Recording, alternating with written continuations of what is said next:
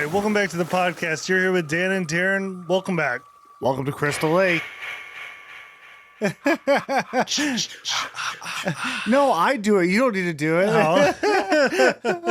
All right, what's up, everybody? We are going to be going over Friday the 13th, 1980, the OG, the original, the scary, weird plot twist to Friday the first the 13th. one. Yes, the first Friday the 13th is what he's trying to say. Yes, but before we jump into that, we first have to thank our number one patron, the one and only Michael J. Thank you, Michael J. You the man. Welcome to the patronage hood. You know what? We need some fireworks.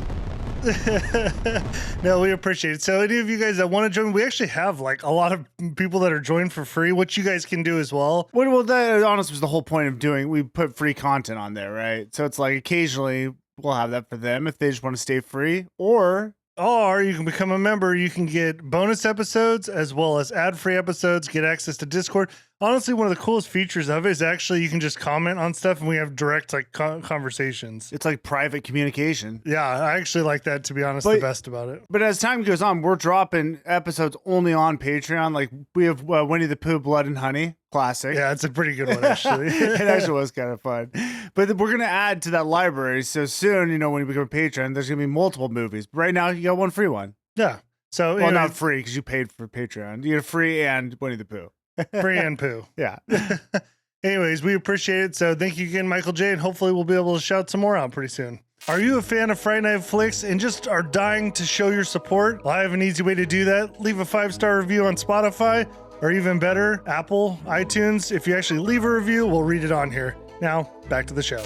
So let's talk about it. Friday the 13th. This is like one of the most iconic horror movies of all time, slashers, Absolutely. It's funny after watching Halloween, and it's the similarities between like the killers is interesting between Jason Voorhees and Michael Myers. The similarities and the style of how they filmed, or I guess edited, I don't know, the style of the movie. So on Halloween, you had the music, and you'd see a lot of shots of like, just like, I don't know, a hedge or something, and the music starts.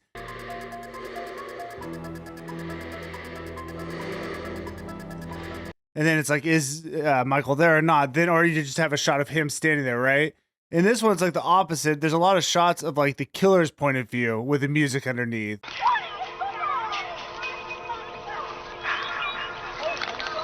Yeah, it's like, if I think Halloween, it's more of like a shot of a scene, and you have to like, it's like, where's Waldo? You got to find him in it. Right. In this one, you're like Jason and you're behind a tree or something. Not Jason, but I know. Yeah. But you're right, though. It's the killer's perspective. So you're almost seeing what you think maybe they're seeing. Yeah, exactly. So a little background. Friday the 13th came out in 1980, directed by Sean Cunningham, writers Victor Miller, Ron Kurtz, stars Betsy Palmer, Adriana King, Ginny Taylor, we'll say. Sure. And they didn't even, like, sometimes IMDb, they don't mention, it's Kevin Bacon's in this, and he wasn't even listed as a star on here. Yeah, again, that's funny. I don't know how they do that, but because he wasn't like the star of the movie, but he's the biggest star in the movie. Yeah, maybe I know that Betsy Palmer was a big actress, I think. I don't know. I read some stuff on it. Anyways, I don't know. So what we're going to do is we're going to give our initial thoughts. We're going to go through the whole movie, which will be fun. And then we're going to finish up. We have a couple new little things going on. One, we have our trivia at the end. We'll give our final ratings trivia. That's normal. But Darren threw in a little, what do you call it? We have a working title, the Golden Slasher. Or the Fright Night Golden Knife Awards or something. I put the award name and I forgot it already. Anyways, basically we're going to go over some of our, like, the scariest moment, like scene, the most shocking, the funniest or dumbest. Like there's a bunch of, there's a few basically like ones. we're picking 4 of our favorite, like 4 fun scenes. Yeah. So we'll hit that all at the end. So before we get into it, let me give you a little synopsis. This is a group of teenage counselors attempt to reopen an abandoned summer camp with a tragic past, but they are stalked by a mysterious, relentless killer.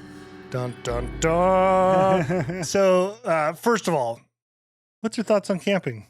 Dude, I love movies set in campgrounds. Yeah, but what's your do you like going camping? Oh, of course. We always like I mean, camping's exhausting, but it's fun to do, right? That is true. And this isn't like tent camping. This is like summer camp camping. Yeah. Do you like camping? You know, here's the thing. I do like camping, but I've gotten a little like bougie in life. You knew I was gonna get you on this. Well, so it starts off as tent camping, right? And you're like, cool, we're in a tent. Then you have kids, and you're like, tent camping is miserable with kids. So then I moved up to the trailer. We have a trailer, an older trailer. Come on, it ain't like something crazy, and that is amazing to have. But then I'm almost got to the point where I'm like, you know what would be like really awesome is just like an Airbnb in a cabin. Just to rent a house? Like just stay in a cabin. You know, that's also the progression eventually just gonna be stay home. And then I'm right here. Dude, but you see, you miss out on the tent life. Tents are kind of cool. It is kind of miserable, but there's something about waking up in that tent. You know, it's kind of cold in the morning. You have to unzip and then crawl out of there. I'm gonna be honest. Brings you back to your primal times. I'll never tent camp again. I'm a trailer guy now. I'll do that. All right. Yeah, but the cool thing about this movie, it's a summer camp. It's just like a really cool setting. It reminds me of like when we go up, when we go camping. It's the same environment. You have a lake. You have some cabins around the lake. You have trees cabins also there. Are they around the lake as well? Yeah. Everything is going to be around because you can't put things in the lake. There is something in the lake. There is. But you know what? It's even like that little town they go to before they go to the lake. It just reminds me of how it's like when you go up. Well, there. You're secluded. You're out of, the normal population. You're running into some folk that, haven't been around a lot of people for a while. But that environment is great for horror movies because it's fun. It's beautiful. And there's always something kind of creepy being like out in the lake, out in the wilderness. God, alone. That was, I think you said wake and wilderness. I've turned baby, man. Yeah, well, you've done it before. I know. It's my thing. Well, here's another question. Have you been to a summer camp? Because that's what these are all, like this is centered around a summer camp, but there's no kids. Well, yeah, because this is like they're setting up for the summer camp, right? No, and neither have you. I was a counselor at a camp. Yeah, but okay, well, that's like a 50-50. It's not really like you've been to summer camp. All these guys I've lived this life. Oh, so you're actually the counselor. Yeah, you're right. It's true. Is this anything like it? Well, no, because we're not even in a camp. This is just set up, so. Yeah. Did you like the summer camp? I did, but I was also a full-grown adult with children, so I wasn't like this. These kids are... they're all about... This is like the loose summer. This is like a fun camp. Yeah, that's not quite what my experience, but I did have a good time in my camp. Totally different, though. But I will say, I love the environment. I love the situation they put them in. Like they're kind of renovating this camp. There's no one there yet, so it's kind of a creepy. Okay, yeah. I just want to get your thoughts on camping. That's all. All right. All right. So the movie starts off Camp Crystal Lake, 1958. And we hear the first.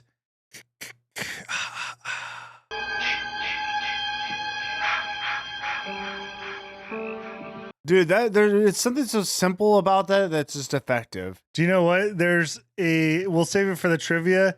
Guarantee you don't know what that actually is supposed to be saying. Oh shoot! I didn't even know it was supposed to be saying anything. Yeah, it's Killa. Close. You're close.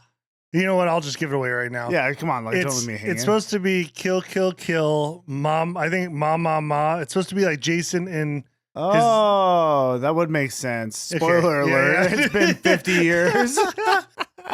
Yeah, it's supposed to be Jason say kill mom or kill mom. Oh, that's crazy, dude. It sounds like Again, though, it's just that creepiness. You could have, you could be pointing at a nice building. You point the camera at a nice building, put that music underneath. You're like, oh, someone's around. Someone's gonna die. Yeah. No, you're right. They really had the music down in these old days. Dude, you know what's funny?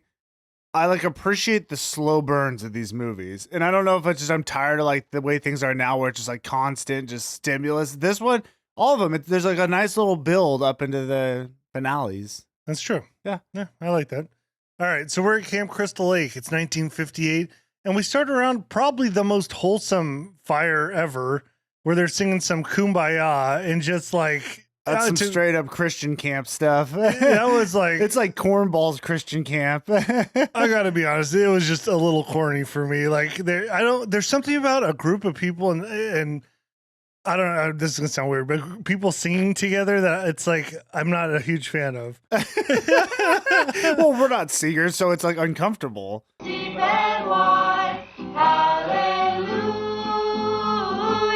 Like Yeah. we're two, like if we did that, if one of us found out the other one did that, we would make fun of him endlessly. Sitting If around like yeah, saying- if you were sitting around there with them. Milk and honey on the other side. But no, you're right. You know what I liked is it's wholesome. They're singing this kumbaya, and then the two of them are like, all right, let's go hook up now. It's like, whoa. Oh yeah, I know. It Are there seems- kids down there, right? Like, yeah. So two drift off. They go up, and that's the classic like 80s. Well, I'm gonna use. We're learning lingo. Horror movie trope. Oh, total tropes. So they go up. They go to like they're just doing some light petting, I guess. Whatever.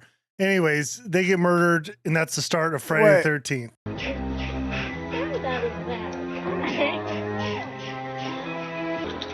We weren't doing anything. We were just messing around. Yes, but dude, what I loved is again, so we're like getting the POV of the killer, right? Yeah. And that girl who's getting killed has boxes, and she just like he doesn't try to toss him at the camera. She's like tossing him to the side, trying to get away to distract the killer. I'm like, this is a horrible, horrible box throws. Oh, I mean, I didn't even. It was inconsequential. But it was to me. it didn't matter. It was just funny. She's just like, oh, just set one to the left, one to the right, and then she gets, I think she gets killed. I don't know. Yeah. I didn't really see. All right. I like with these old movies too that like intro screen was a big thing. Like they bring in the Friday the 13th. Oh, yeah, it was like 3D. Yeah. Like, oh my God, graphics can't get better than this. This guys is as good as it'll ever get. We might as well stop. Yeah. All right, flash forward. We are now Friday, June 13th, 1980. So we've gone forward a little bit of ways here. We meet Annie. She's hitchhiking on her way to Camp Crystal Lake. She's going to be the camp cook. So Right. she goes to the local diner, like you mentioned. She meets some local town folk. She mentioned she's going to Crystal Lake. To what you start to get the vibe in the town, they all know you shouldn't go to Camp Crystal Lake. Well, are we talking about when she went into the store and they're telling her that? Yep, it's exactly where I just, I Yeah. just said. That would be, Oh, yeah, like you did say go into local diner. maybe if you weren't on your phone. I was checking. Well, I'm checking notes. Yeah, no, they obviously tell her there's something up with this. I don't know if they're direct, but they're basically like, why are you even going up there? Camp Blood. They're opening that place again? Lots of luck. Yeah, well, you could just tell there was a lot of looks going on, right? Yeah, so they know camp's bad. So this guy named Enos, I guess his name is, he's the truck driver. I don't know why they made his name so like difficult to say for this movie. It's like Inos, Innes, whatever. Yeah. Anyways, he's going to give her a ride to Camp Crystal Lake when old crazy Ralph arrives. You're going to Camp Blood, ain't you? God damn it, Ralph. Get out of here. Go on, get. You'll never come back again. Oh, shut up, Ralph. It's got a death curse. And he's got to give him the classic like crazy person warning. You're going to Camp Blood, ain't you? You'll never come back again. It's got a death curse. Well, which is funny. You see this throughout movies. Another trope, one might say. Oh, You see double this. tropes. You see this throughout these movies, and it's always funny because it's like, yeah, they're crazy, but these guys are always right. Yeah. Yeah, I mean, you everything he should- said was true. Well, Ralph comes back in the next movie as well. We won't get into that. Yeah. Yeah. But anyways, but he is like, seems like a town crazy person. Like he rides on his bike and even the way he rides is a little crazy. But even though he's crazy, he knows more than everyone else. well, He cares enough to warn hey, her. I'll tell you what, she probably should have gone with Ralph because Enos here helps her in the truck. And did you notice the way he helps her? Yes, I have my notes. The 2-hand tush push. Oh, dude, he gives her a 2-hand cheek grab into the truck. You know Maybe what? the first predator of the movie. Dude, you know what I was thinking? I'm like, that's got to be the actor doing that, right? Like, I don't think that mean, was in the line of He's the movie. like, I'm not going to be in this movie long. I got one shot. There's 2 cheeks. Let's do it. Hey, there's 2 cheeks. I got 2 hands. Let's mix the 2. Yeah, anyways, I just thought that was funny. So he takes her to Camp Crystal Lake. On the way, he kind of explains the history of Crystal Lake to her. So a boy drowned in 57. That's going to be important because that boy is young Jason. Yeah, well, we're just gonna give away what it is, right? Well, I mean, this is an old movie. I think we can. Jason drowned in 57. Okay. 2 kids were murdered in 58. They mentioned there's a bunch of fires, and then 62 is bad water. For you, like super F-13 people, maybe there's something to bad water in 62. I don't know. I don't know. I mean, fires is whatever. Every we're from California. It burns down every year. Yeah, that's So it's like normal. But the two people getting killed were who we saw in the intro. Right? Yes. So we learned that Steve Christie has revamped the camp over the years and is reopening Camp Crystal Lake for the first time. So a lot of bad things have happened. They've finally come back to revamp the camp. Right. That's what all these kids are coming for, to be counselors at this new camp. Yeah, and it's kind of funny. It's like some of them know each other. I forget who the connections are, but some haven't met each other at all, right? Yeah, that's a good point. Like Alice, our star, she doesn't know any of them except for she knows Steve. And then I'll just call it Kevin Bacon and his crew. I think Ned and there's the girl. They, I feel like, maybe know each other. Marcy, I think. Yeah. Ned, Marcy. So you have like these different groups. Do you know what's the worst thing I ever did is watching the second one before we did this review, because I'd start to like get bleed over of which movie. Oh, yeah. I will refuse to do that. Yeah, it's a bad idea. Because I started watching the second one and I stopped because I'm like, I can't. Well, we had the issue. Yeah. So we meet more of the counselors. So we have, what was the one I just said? Annie. So Annie's with the dude. She's getting dropped off at the camp. Right. She actually gets dropped off kind of weird away from the camp at a graveyard. I don't know if you noticed. It was like outside of a graveyard. And then she has to like walk the rest of the way to the camp. So she's not at the camp. Right. Then we meet Marcy, Ned, and Jack, Jack is Bacon. Yeah, Kevin Bacon. So they arrive at Camp Crystal Lake. They meet Steve, the owner, and Alice. So Steve's out there chopping some wood, and oh man, he's a man. Dude, I was like, this guy's got that big camp energy, you know? Dude, he looks like a member of the YMCA song, you know what I mean? I mean, dude, this guy could not be more 80s. He is 80s. Like, he's got the jorts on. He's got no shirt. He's wearing like boots with wool socks. He's got a little bandeezy wrapped around the neck. That's what I was going to say. I was like, I'm not sure if he has a bandana, but I feel like he did. Yeah. He's chopping down a freaking tree. I mean, yeah, he's something. I'm Steve Christie. Jack Monroe. Hey, This is Marcy. I'm Ned Rubenstein. Welcome to Camp Crystal Lake. Thank you. This is Alice. Hi. Steve, cabin B's all ready. We learned Steve and Alice, they seem to have like this weird relationship where they're like, there's something that happened. They're into each other, and she has done, it's just bizarre because it seems like there's a relationship, and then he opens her art book and she's drawn like a full-blown portrait of him. Well, okay, so that's it's funny you're mentioning this, and I can tell you're even having a little hard time because it is confusing on whether there was or was not a relationship, right? Yeah. Because I agree, it's weird. He's reading her art and he's like, "Your art's beautiful, and you're beautiful too," or some corny line like that. He's like laying the lines on Alice, right? Yeah. You're very talented. You're very pretty. And then he's like, "Is this what I look like?" And Alice is like, "Well, you did last night." So I'm like, "Did they hook up last night?" But then they have a really weird, awkward touch where he touches her shoulder. And she's like, it's a little bit like my boss just touched me, and it's gross. That's the vibe I got. Like she didn't want that. It was weird because her whole thing was like she was gonna leave. She was gonna go back to California, and it's like, why? It was hard. She had business to handle. Well, it seemed like either like something there was some inappropriate touching, but I think what they were trying to say is like she's away from the city, like she's in the camp and she needs to leave, or I don't know. You're right weird. Though, but what you caught, I was the same as me. One, they didn't explain why she wanted to leave, but she did want to leave. But there was maybe a relationship. I don't know what was going on here. Yeah. And guess what? It really doesn't matter. No, it doesn't. So let's move on. So, like you said, I noticed. We're just gonna say it. There's a ton of these watcher shots where like somebody's watching these counselors in the woods. Well, and what it does is it creates that uneasiness because I feel like the movie, which I love this vibe of a movie. Again, I love the way it looks, and I also think it's just like a fun vibe. It's not like scary the whole time. Like I don't like those movies that have like the foot on the gas the whole way. This one, I feel like we're kind of easing through. It's kind of fun, but then you'll have that shot with the music, and it's like, oh god, you're right. Something's out here. I can't be too like gotta be on my toes. Toes, sure. Yeah. Keep I almost said on my heels, but that's not. No, that's the wrong you're way. Behind. Yeah. So for some reason, Steve has to leave camp. Probably set something up for later in the movie. You know, whatever. He's got to leave. We learn Annie is the only counselor that has not arrived yet. Yeah, she's still out hitchhiking. So they flash over to Annie, and we're going to find out what happens. She gets picked up by a Jeep, having a nice little drive. They don't ever show the person driving. You're seeing the person as if they're the killer watching in the woods. Oh, I mean, we can just say that is the killer. That's Yeah, it's driving totally the Annie. killer. Yeah, and she drives past where she was supposed to drop Annie off. She drives past Crystal Lake. Annie ends up like freaking out, jumping out of the car or Jeep, runs through the woods. The killer chases her down. We just see Annie's throat get slit. Boom. This killer's a big throat slitter. I mean, they have actually a variety of kills, but you know what? Yeah, that comes back.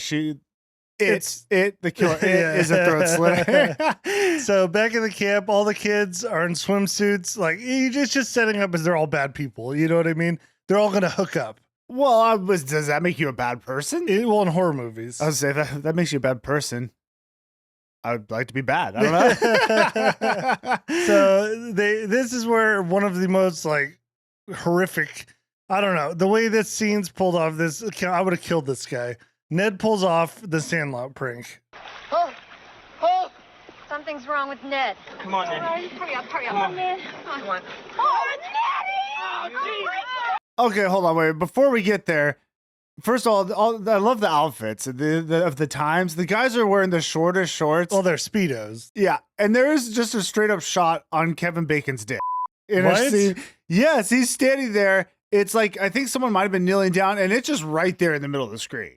Didn't notice it. Well, I mean, it's under the clothes, though. You know what I'm saying? Well, I mean, did you pause? You paused. I didn't pause. You paused, But I you're going to see guarantee. it for our viewers. Blur it. It just Blur made me it. laugh, though. I mean, it is Speedos or whatever. I was like, good God, they could have changed that scene. I don't know. Well, Anyways, but yes, Ned, by the way, so let's get a little into the personalities. Ned's like the prankster of the group. Ta-da! Are you crazy? Want to see my trick shot? It's even better. You know, you're beautiful when you're angry, sweetheart. And Kevin Bacon's more serious. You don't see a lot of like energy from him. Well, he's just like all about hooking up. Him and I think Marcy are together. Yeah, he's got one something. thing on his mind. But Ned definitely is like the prankster goofball. He's very annoying. He has like crazy bad lines. Don't worry, he won't be around long. Yeah. But yeah, I see. You know what I said? Ned pulled the squints. Yeah, on Wendy Peppercorn. Yeah, a classic move. He pretends to drown in the lake, gets drug over to the side. They do mouth to mouth, the whole thing, and of course he's in for a kiss. It's all a hoax. Yeah. Bad prank, by the way. Oh, well, yeah. I mean, to scare everyone into thinking you're dying is not very funny. Not a good prank. Don't do it. We see Officer Dorf arrives, who that name is perfect for this guy. Dude, okay. You guys might be wondering, why did this police officer just arrive at the scene? I don't know. He just showed up. That's a good question. I think he's looking for Ralph. He is. I guess he is. But then he like questions the kids. Like Basically, we're going to he's- talk about this, right? Yeah, he was like asking him, "What are you smoking? Colombian gold, hash, grass?" Like just instantly, like these guys are a bunch of drug addicts. Well, and I'm almost like, is this guy a comedian that they had on the show? Because it was really weird because he's a kind of goofy. All right, who are you people? Hey, nice bike. You've been smoking, boy. Smoking. Don't smoke. Causes cancer. What I mean, would you just get off a spaceship or something? Colombian gold, man. Grass, hash, the weed. And He it's kind is of very the goofy. interaction's just kind of weird. Yeah, I totally agree. He doesn't seem like a cop. I guess really the whole point of this whole scene is just to let you know that Ralph's on the loose, but which it's like, yeah, he's a crazy person. Of course he is. Yeah. But I did enjoy the cop. It was so stupid, but it was funny. Yeah, and he's only there for a minute, and then he just gets called back to town. He's gone. Even the way he rode his bike, I thought was bad. Like he doesn't know what he's doing. Yeah. But it's like you know, you're watching. You're like, oh, he's gonna come back. But no, that was the last time you see him. No, that's it. Who knows what happened to him? But we enjoyed you in the show. Yes, thanks for being here. So, Ralph ends up getting found by Alice in the pantry. Arguably one of the scarier scenes. Oh, dude, what the heck is this dude just hiding in a pantry for? Don't know. But if that's not weird enough, here's what he says. I'm a messenger of God. You're doomed if you stay here. Which is not a good line to really convince people to leave. But then it also makes me think, was he actually a messenger from God? He 'Cause might. he was completely correct. He knows evil is there, and he does keep trying to warn them. Yeah, see, you're right. It's a terrible way to deliver, but it's also crazy Ralph. So Yeah, well, he ends up getting back on his bike, and he's gone. So Ralph's gone, cop's gone. I don't know. Their storm is moving in. That's what's happening now. yes, Darkness is coming. a metaphorical and a forcal storm. Classic foracle storm. Yes. So Ned sees a figure in a building and he goes to explore.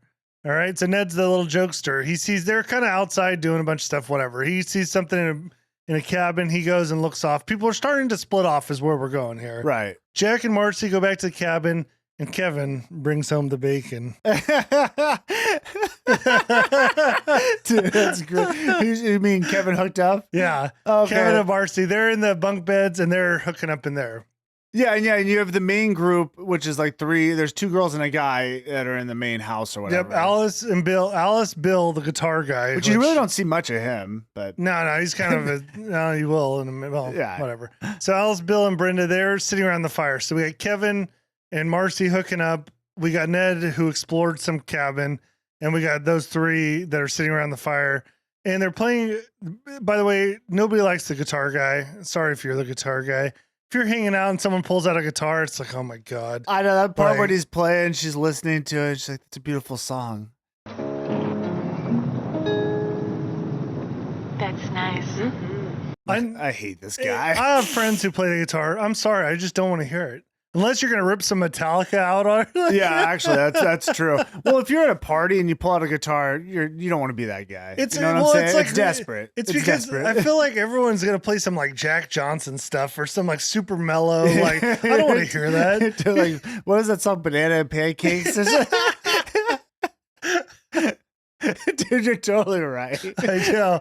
Like I said, you bring out, think if somebody started ripping like Metallica, like I'd be like, yeah, okay. Like, that'd be awesome for sure. Yeah, but I'd play all day, bro. Yeah, but there's a point of bringing the guitar out. And I think it gets the job done in this one. Well, it doesn't get it done, but it gets it moving in the right direction. He gets friend zoned, if you ask me. Anyways, well, speaking of, Brenda wants to play Strip Monopoly. Just so you know, if we weren't clear, Ned went into a cabin. I think I made that clear. Yeah, but he's not coming out. We didn't see anything, but just letting you guys know that. They'll figure it out. He's gone. I'm just letting them know where you're at here. Yeah. So Brenda wants to play Strip Monopoly. So for Bill, he's with two girls. It doesn't sound like a horrible thing, although Strip Monopoly, haven't heard of that one. Well, it's a different time. This is like so long ago. I do like Monopoly. You were good. You competed in a tournament. That is true. I made it to the final table of a Monopoly tournament. Yeah. I also didn't know they existed, but I also got teamed up by a couple of old bitches. No kidding, because there was like a prize on the line. These people teamed up against the kid. I know. I remember you telling me that. Collusion. You know who you are.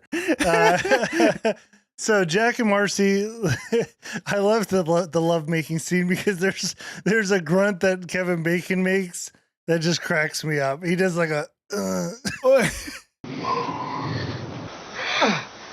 Well, dude, it was like very long. It was like a minute, and I'm like, I'm just watching these people have sex. Well, you're not really. No, because even the movement. I mean, let's be real. I've seen sex before. Didn't look right. Zero defeated. Okay, seen a lot of it. Well, I cleared that up. So while this is going on, the camera pans up, and we see Ned sleeping on the top bunk. Well, but he's dead. His throat is slit. He's gone. Yeah, wouldn't you see that when you walked in? Maybe not. I don't know. Maybe Kevin's kind of shorter, but for us being taller people, we would immediately track there's a dead body. Yeah, you would see it. But if the lights were off and you're trying to, I mean, he definitely had other things on his mind going in there, so that can cloud your judgment. Absolutely. There could be a dead body in the bed that you're in. I may not even care. So they finish up. Marcy goes to the bathroom. Jack, I like it. This is the time. Grabs a smoke. You keep saying Jack, but can we just say Bacon? Jack Bacon. It doesn't matter because he's about to be dead. Okay. So he grabs a smoke when a drop of blood lands on his head. He's smoking in the bed.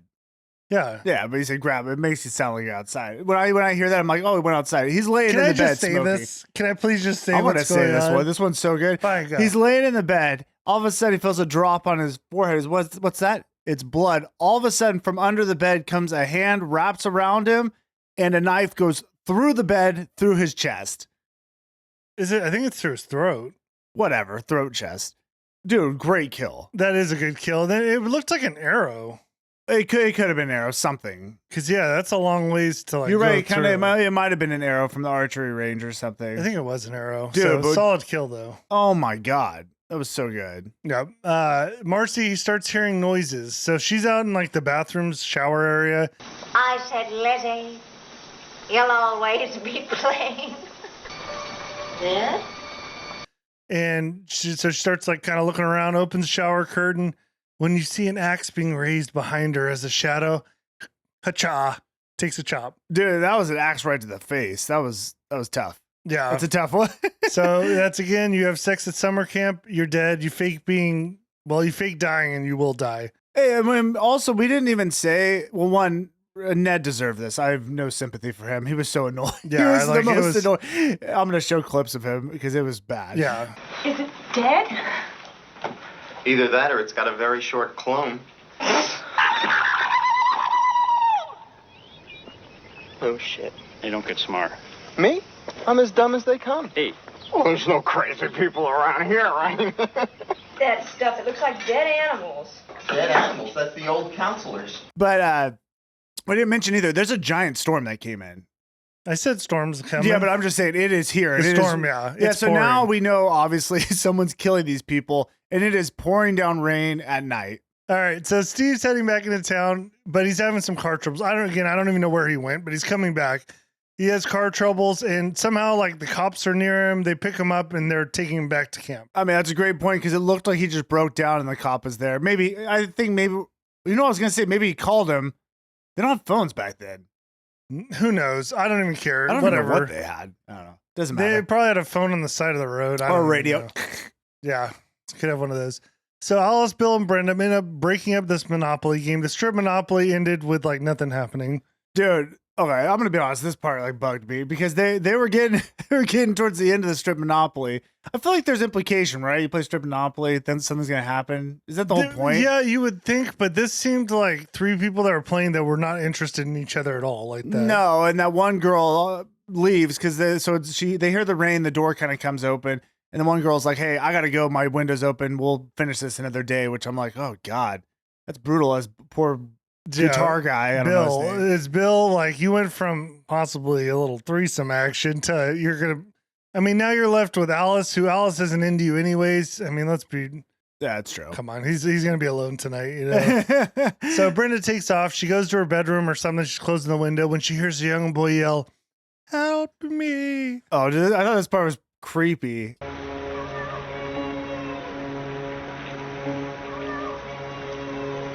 Because it sounds like a boy. It is creepy. I also like. Okay, so here I'm gonna just. Or girl. Can I just a kid. unveil? You guys already know this probably. The killer isn't Jason. Jason is not the killer in this movie. Dude, which is so funny because whenever I think of Friday the 13th, everyone thinks of Jason and the iconic mask. Spoiler alert, that mask isn't even, I don't think it's even in part 2. No, I think he wears a bag in part 2. Yeah, so anyways, and this is, Jason isn't even like fully grown yet. Yeah, we won't say, you guys all know who it is. We're not going to say it, but my question is Jason a person in this movie? Like, is he like supposed to actually be around saying, "Help me"? No, it's the mom. So this is the mom just doing the voice. Spoiler alert, the mom's the killer. There we go. There we go. It's the mom pretending to be Jason because we see later she has like a multiple personality type thing. Arguably, I'm not even sure if she does have multiple personality or if Jason is really talking through her at times. Okay, because Jason is a physical object in this movie later on. Yeah, we're gonna see him. He is alive. Yeah, well, I don't know, but yeah. So she's talking to Jason, and she talks as Jason. So I think the help me is Jason talking through the mother. Help me, but like he's just trying to coerce. Well, that's what I was something out wondering there. if it was maybe him actually saying that, but he doesn't really talk, so I don't know. Anyways, it's just a thought I had. So Brenda goes out in the rainstorm to find this child. Ends up at the archery range. Lights suddenly get turned on, and we hear a scream. Who knows what happens to Brenda? She's dead. Brenda's dead. Alice and Bill, they are now alone in the cabin. So again, this is the guitar guy and Alice. Alice says she thought she heard a scream that sounded like Brenda. And did you notice someone turn on the lights at the archery range? She pretty much like figured the whole thing out almost. Yeah. So they go to investigate and they find a bloody axe in a bed. I thought it was creepy. It's like, oh, there's an axe in the bed. I also think it's like weird. Why would you leave an axe in the bed for them? But it was cool. Yeah, I mean, you got to remember, this is the first of the series too. I think they do a good job. They kind of split people off and start killing them in ways that are somewhat reasonable. Yeah. Like, I'm buying it. That's true. It's good. And just so you know, everyone's gone. We're left with just 2 right now. Well, actually 3 because you have Steve who's on his way back. Yeah, we're dwindling fast. So they see the bloody axe. They know something's wrong. They can't find anybody. But they still kind of think it's like a joke. I mean, because you would kind of like, you haven't seen any evidence of a dead body or anything. You just see a bloody axe. It's reasonable to think everyone's playing a joke on you. Yeah, and you're kind of secluded from each other. Like you forget who's doing what. Right. So whatever. So they end up going to the office to call for help when they notice the phone line is cut and the car won't start. Yeah. So, bad luck. Yeah. Horrible luck going on. Steve arrives back at the camp entrance. Okay. And this is where they first start to give you a hint that like the killer's somewhat known-ish. So he arrives and it's like he sees like a familiar face, but then he gets stabbed and dies. Oh, hi. What are you doing out in this mess? Well, the funny thing too, it's like, what was she doing out there? Because he just arrived. He didn't even have a flashlight. He just arrived to the front of the camp, and all of a sudden, she's got a flashlight coming towards him. I guess she could have maybe seen the police lights when he got dropped off, but that was a far ways away. I just thought it was kind of funny. It's like, why was she out there? I don't know. She seems to travel pretty quick. I guess it's really stupid, but yeah, no, yeah, you're right though. The main part is you notice it's like, wait, this killer is someone different. It doesn't seem like nobody's scared of the killer when they see it. It or her. It's her. Yeah, it's his mom. So the funniest thing about all this, well, the next thing that happens, the generator gets turned off and the camp goes dark. I'm just gonna say this as a side note. We played F-13 and stuff. There's so much in these movies that I'm like, and especially part 2, where you're just like, oh, this just reminds me so much of the game. Dude, Gunn, who created Friday the 13th, the game, did a great job. Because, yeah, the elements of the cabin, and when you watch part 2, Friday the 13th part 2, dude, the game looks just like the movie. Well, and you literally, like, stuff that's happening, it makes so much sense the way they did stuff that, anyways, I was just like, they did a really good job of that. And we missed it, and hopefully they make another one. So, anyways, Bill goes to check in on the generator. Alice goes looking for Bill. So Bill goes, he disappears, checks on the generator. Alice goes in. We find Bill is impaled with arrows on the back of the door. Pretty impressive. I like that one. Okay, here's a question. How did he get up on the door? Yeah, so it's almost like he jumped as she like launched an arrow. Right? It's so funny because I thought, yeah, I'm like, the only reasonable explanation, because first of all, this old lady could not in a million years lift that a dead like. I mean, I couldn't even lift a body. Well, you would like have to like one hand lift and like stab an arrow through a head. It's a 2 or 3 man job. It's impossible. Minimum. But yeah, so it's almost like you said. The only reasonable explanation would be he jumped and she shot an arrow, which pinned him to the wall and then finished him off with the rest of the arrows. I mean, it would have to be a powerful arrow. Did you notice his throat was also slit? She loves slitting throats. Yeah, so I'm like, did she shoot him with arrows and then to finish it off slit, or was it a slit and then shoot him with arrows? Or slit, lift the body. Maybe she took the door off the hinges, laid him on top of it, stabbed arrows into him, shot arrows, lifted the door back up, put it on the hinges. I mean, that sounds stupid, but that would be like more the most likely. That's more reasonable. So now Alice, she's the only one left, by the way. Like, she's the only person. So she goes back to the cabin, barricades herself in when Brenda's body just gets like thrown through the window.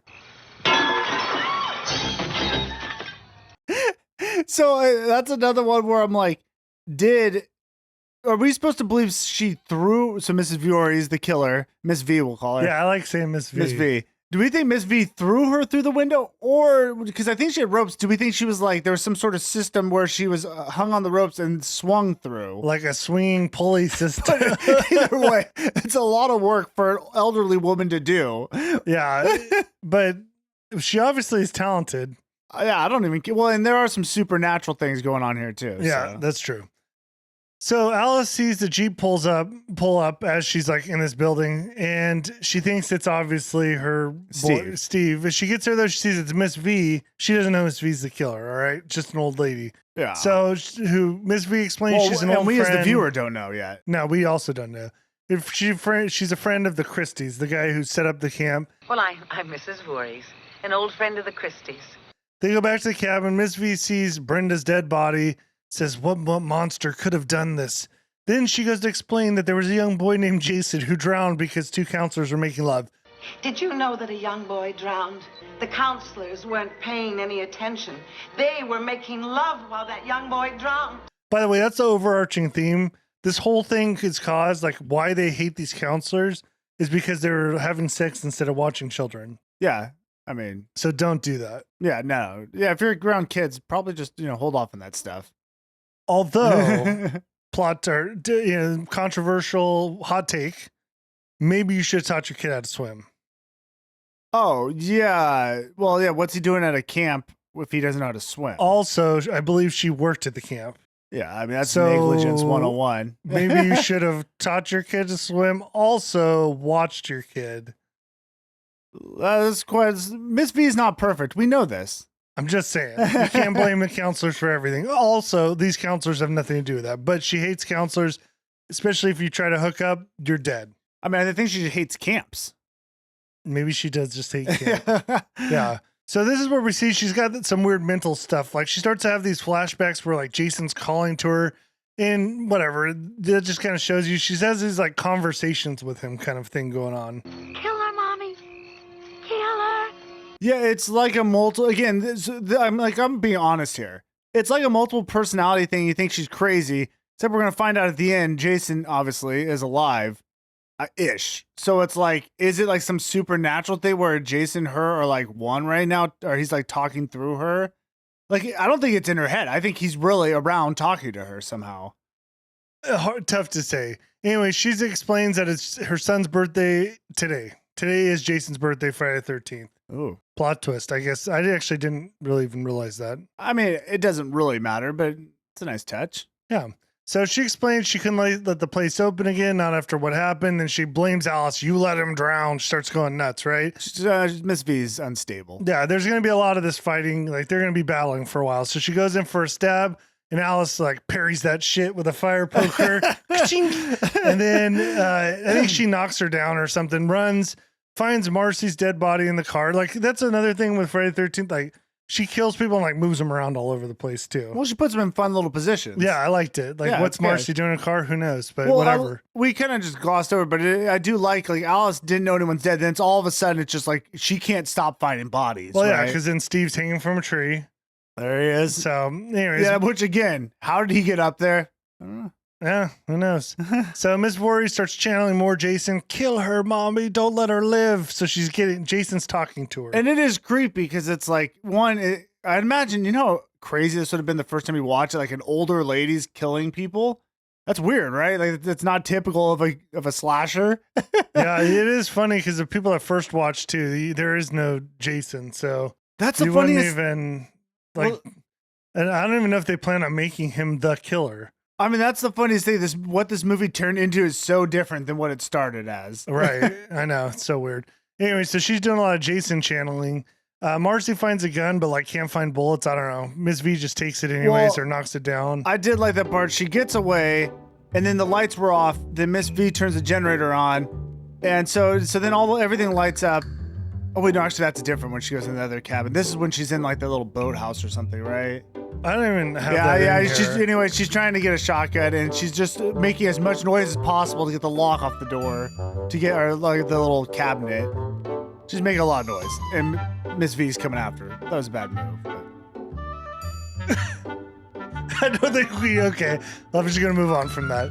So Miss V goes in for the attack, knocks the gun away from her, slaps her around, goes in for a strangle when Alice hits her with a Guile from Street Fighter crotch punch. The under, up, through, knocks Miss V down.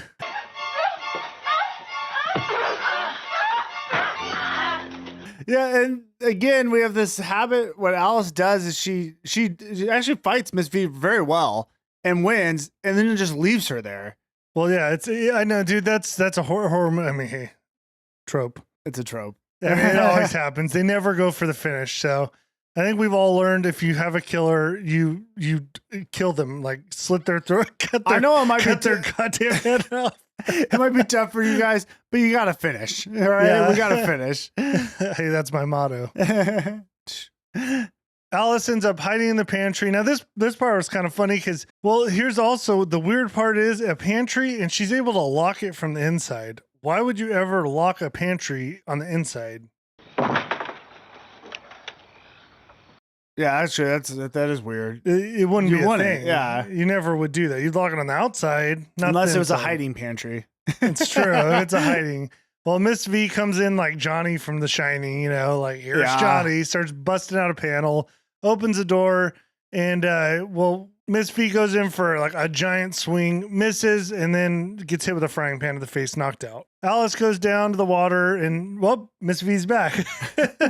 They have an oar battle. That was a first. Like they're fighting with oars and stuff. Yeah, it was oar versus machete, I believe. Yeah, there was some back and forth.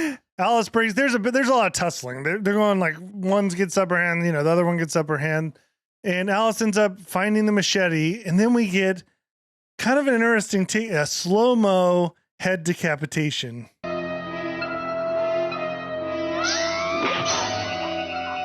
Dude, I actually said, "Oh my god!" When this happened, I did not know Miss V got her head chopped off. Dude, all the way off. Alice didn't just stab her, she chopped her head off. Do you know how much strength that would take for someone to chop someone's head off in one swing? I would say like strength, speed, and skill. Like you got to know how to use a machete, how to swing it, and man, that would I imagine be a full commit. I mean, it was effective. I was shocked, and it worked. Yeah, it worked. So Miss V's dead. R.I.P. Gone. Not forgotten. Always here, right here. So Alice gets in the canoe. The nightmare's over. Goes to sleep for the night until the police arrive in the morning. Real quick, before we get to this part, why would she go to the canoe in the middle of the lake? I mean, I guess the idea is she's just trying to get away. And if she's in a canoe in the middle of the lake, you're away from any harm because someone would have to swim out there. I guess, but you just cut the person's head off that was killing everyone. So now, in her defense, she might think there could be multiple. I do get like if you're in a canoe in the middle of the lake, you're pretty safe. Like someone have to swim out to you. But then there's also the possibility someone could swim out to you. Now you're having a water battle, which I don't want any part of. Who knows? So Alice in the canoe. Sun's coming up. The police arrive. She's finally safe until a mutant boy jumps out of the lake.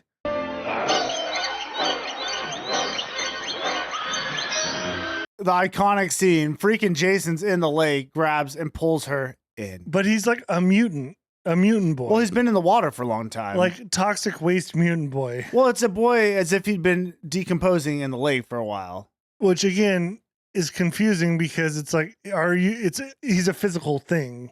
He might be like have gills or something. He's been living in the water. So it doesn't make sense, you're right, but we go. I think in future it's just a little supernatural stuff, right? Right, I think so. Okay, so Alice ends up waking up in the hospital, and it was all a dream. Oh, that is funny because I did think it was a dream. Well, so did I. It tricked me, but it's not a dream. That's like that shit was real. Well, yeah, because she's like, it must. Or I think the cop said like there was no boy there, and she keeps asking about the boy. So you're led to believe it's a dream, but then she's telling you, no, like that really happened. The boy, Jason. Jason? In the lake, the one who attacked me, the one who pulled me underneath the water. We didn't find any boy. Then he's still there. Yeah, and you start to get the vibe like Alice is now concerned about the boy. Well, yeah, she's like, what was that? She knows something was up. Yeah, and then that's the end of the movie. That's the end. That's part 1. That is Friday the 13th, the original. All right, let's just start off. Okay, here's your title, the Golden Blade Awards. Hey, let us know if you have a better idea for our title when we go over some of our favorite scenes and whatever. But before we get into that, your overall rating of the movie, down and dirty. Are we actually giving a score? You don't have to. I feel like we need to. I don't really like doing the scores, though. I mean, I'll just say, it's a must watch. Like, it was great. I loved the vibe of it. It's a classic for a reason. I don't have to explain it. The music was so good. The environment. I love that the actors were fun to watch. The kills were cool. I totally agree with everything you said. So I'm not, iconic. Also, I feel like this movie's better with time because your brain just associates Friday the 13th with Jason as the killer.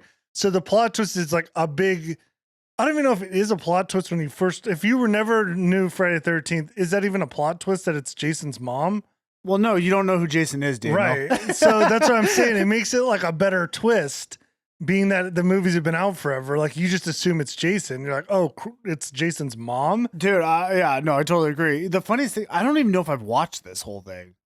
I think I've seen pieces of this movie, but Well, this might be my hopefully you first did time. this time. No, this might be my first time watching it through. Okay. I'm pleasantly surprised because it's not boring. It's like Oh, it's no, a fun great, movie. It's a great classic slasher. If you like horror movies, you have to watch. It's a mandatory watch.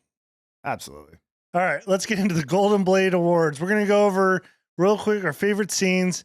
What is your favorite kill from Friday the 13th? Are we just do the same one? It's up to you. I don't know. Well, we what yours talked about is. this before. You say yours, and I'll say mine. It has to be Kevin Bacon getting grabbed from under the bed, arrow through the neck. Whoosh. Dude, 100%. That was like the best kill. I would say the arrows go with the guy into the door was probably the best kill. However, we didn't even see that kill, but it was cool.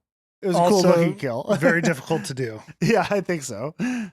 What is the scariest scene to you from Friday the 13th? The scariest scene's got to be when the voices. I think the little kid voices. I think that's really creepy, especially knowing it was Miss V doing it the whole time.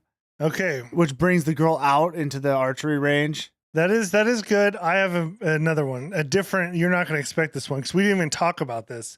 The scariest scene in this movie is when there's a snake in the room. Jesus, what are you doing? There's a snake in here.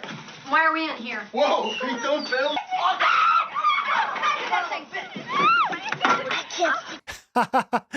Because not just that there's a snake in the room, there is a large snake in this room. All the kids crowd in. The snake is under the bed. They all dive on the floor and stick their heads under the bed where the snake is. That is the last thing. It's a freaking nightmare. If that snake is there and strikes, it's going to bite your face. Okay, it's very well known in my family. I don't like snakes. I don't. I've killed a few. I had marks on my wrist for him. He actually did take a marker. I was having fun with the kids. But I hate snakes. That scene, you're right. There's a snake under the bed, this black, gnarly looking snake, and they literally lift like the bed sheet under and go under head first. Oh, dude. If you're afraid of snakes, the last thing you want is your neck exposed to the snake. Oh, dude. It gives me like chills. I hated it. Oh, dude. All right. Most shocking scene. The most shocking for me has got to be when Miss V got her head taken off by the machete. In slow motion. Yeah. That I is have an shocking. honorable mention. I don't know if you have a different one. So I have two. I have my biggest is just the reveal that it was Miss V. Being that you assume it's Jason because we're all indoctrinated to think Friday the 13th and Jason. Yeah. So being that it was his mom, huge reveal the first time I watched. Secondary, most shocking is seeing Steve's outfit. The jorts, the bandana, shirt off. I thought this is the Predator of the movie. It was very shocking. Here's what I'll ask you. If you're alone in your room at night in the cabin in this woods and you're at Crystal Lake, you hear a noise, you wake up, you see Jason, or actually Miss V, or you see Steve standing Creepy above Steve, you. yeah. Which one is going to terrify you Steve's more? creepier, Yeah. for sure. He's going to do some bad things to you. I guess he was a creepy boss. Honorable mention for me too. I mean, obviously Jason jumping out and grabbing Alice in the boat.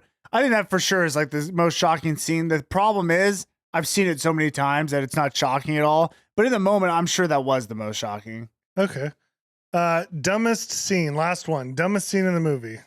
Honorable mention. Any scene with Ned in it. Ned was the goofy counselor. Mm-hmm. Incredibly dumb. So my dumbest is, I would just say like the Alice scenes where she's fighting Miss V. I don't think it was I thought it was kind of silly the way she'd fight her, let her like recover, run off, hide in a cabin. Then, she'd come, then repeat the process, knock Miss V down, go to another cabin and hide. All right. It wasn't that dumb, but to me, the dumbest thing is showing Jason arise from the water as a mutant. He looks to me, he looked like a mutant. I just didn't like the look of him. But it's iconic. It worked. It's Everyone iconic, knows it. but I'm saying like if you pause, like Darren will show it here, it just doesn't look right to me. I just didn't like it. That's fair. But overall, like I'm nitpicking. The movie's freaking great. So. Okay, wait. I gotta say there is a scene.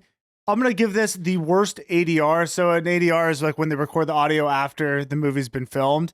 There's a scene where Alice and Bill, they were sleeping in the cabin or they're trying to go to sleep. Alice was laying on the couch. And it is the worst ADR line I've ever seen where they're talking to each other, but it's clear like Alice looks like she's asleep and they won't show Bill's face. I'm going to show it. It is awful. What do you think happened? I don't know. Generator's probably out of gas. I'm gonna check it. You want me to come with you? Why don't you stay here and try and get some sleep? I'll be right back. Well, that's what we got for Friday the 13th. Now it's time to go into some stuff, little spoilers, or I don't know, what do we call them? Not Trivia? spoilers. I don't know. Trivia. We have continuity stuff. There's a bunch here and a little bit of history on it too.